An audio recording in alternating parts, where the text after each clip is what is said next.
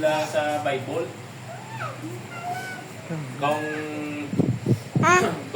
tinamad ka, ibot ka lang, mas damo pa sila na balaan sa imo.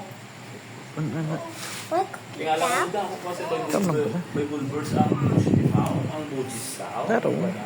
Tingaga Bible studies sila mo. May personal Bible studies siya. Kalga may mga forum sila nga ginatunan man nila. Pero ang ilay yung purpose kung paano nila kita yung i-counter mo ng ilay yung purpose.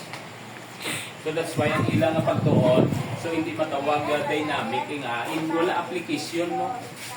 Hindi makita sa ila. Kaya ang ilang purpose gamiton ng nila agod nga may ara sila sa ihampang sa aton.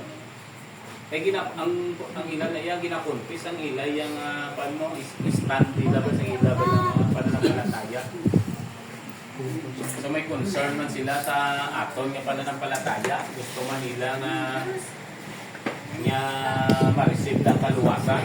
So ito parehas malantas ang tinutuyo. Kita gusto man naton sila nga makabaton sa kaluwasan.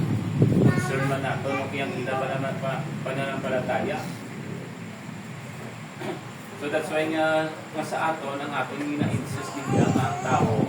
So, may ara sang application din. So, maging sensitibo ka pala, hindi ka lang maging negatibo sa ibong bilang nagasugid ka, nagastorya ka sa puno sa Ginoo. So, laumi lang ba lang na may ara sang changes. May ara sang changes. Ito, before sila, ginahanas na makita.